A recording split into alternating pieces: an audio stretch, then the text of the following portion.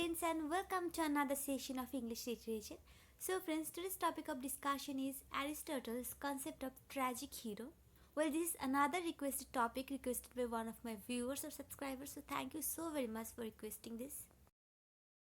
So as you all know that Aristotle in his book Poetics described a number of frameworks or characteristics for tragedy as well as tragic hero. So in this session I'm going to discuss the characteristics of tragic hero according to Aristotle. So before starting this, we have to know few important things about tragedy. At first we have to know that the definition of tragedy. So what is tragedy?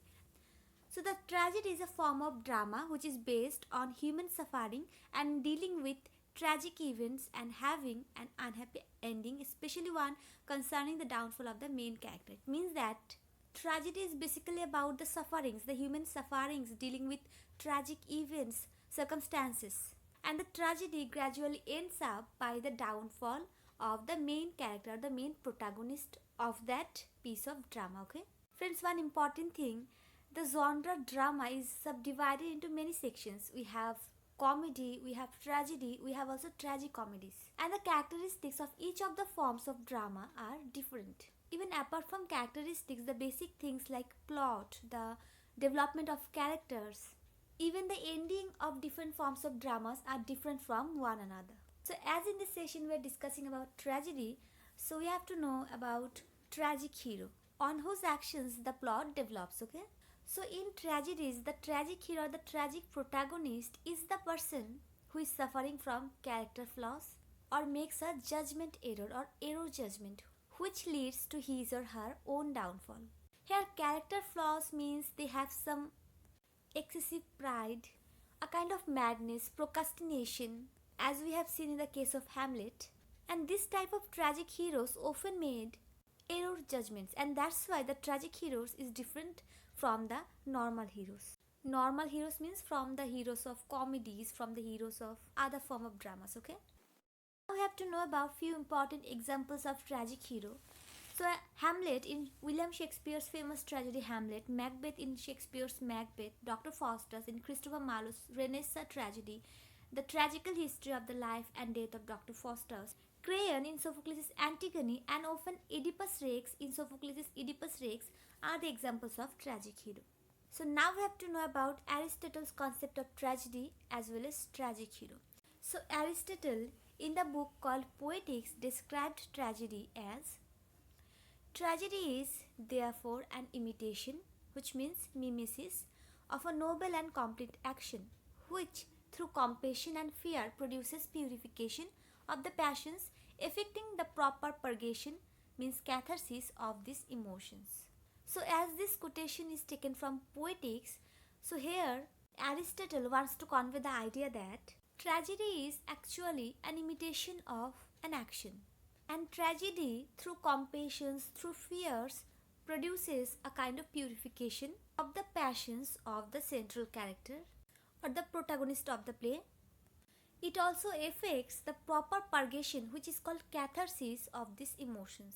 So now we have to know that what is catharsis. In a tragedy, when the main character or the protagonist is about to face his downfall, then pity and fear arouses in audience's minds. And then the audience started thinking that instead of the violent death, the tragic protagonist can also be suffered in another way, such as exile. So instead of meeting his downfall as a form of death, tragic protagonist can also meet to his downfall in another ways. So that's the basic idea of catharsis. So now we have to know about Aristotle's views of the tragic hero.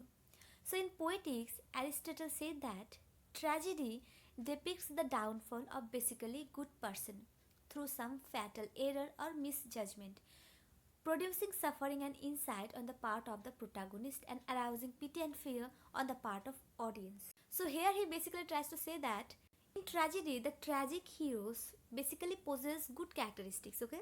But they have some errors in their characters. And that error produces suffering on the part of the protagonist, and that suffering of the protagonist arouses pity as well as the feeling of fear on the mind of the audience. So that's the main thing. So now we have the characteristics of a tragic hero according to Aristotle. So at first the tragic hero should be noble by birth. Here noble means the tragic hero should be a king or prince. So in most cases Aristotle rejects the idea of a tragic heroine. Then the next characteristic feature of a tragic hero according to Aristotle is the tragic heroes are those who committed misdeeds or judgment error, as I said before, but without evil intention. It means that the tragic heroes can commit misdeeds or they can make judgment error, but they don't have any evil intention. But that judgment error, that misdeed, though not having evil intention, lead to their own misfortune and the downfall. Then Aristotle said that the tragic heroes are not a villain nor even a virtuous character. It means that they have both of the characteristics, a kind of villainous characteristics and a kind of virtuous characteristics. So it means that they are neither proper villain nor proper a good or virtuous man.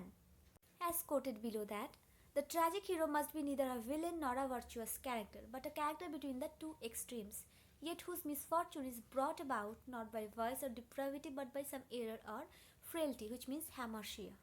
So as catharsis, hamartia is also a literary term which means the fall of character. So hamartia is one of the important characteristics of tragedy.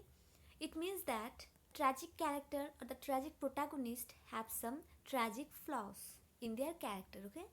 So now we have our next characteristics, which is the tragic hero is snared by their own greatness.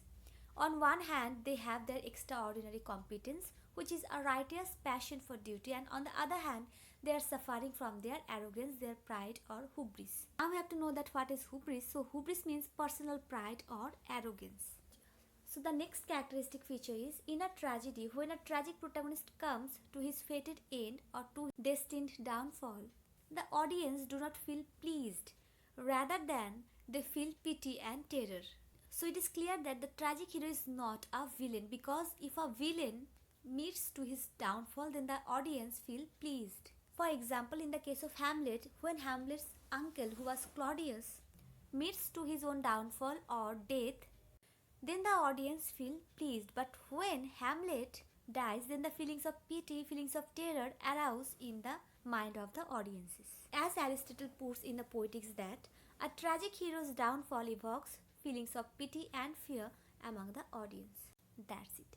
So these are the characteristics of a tragic hero as well as the concept of Aristotle on tragedy or tragic hero. Hope that this video will help you. Thank you so much for watching.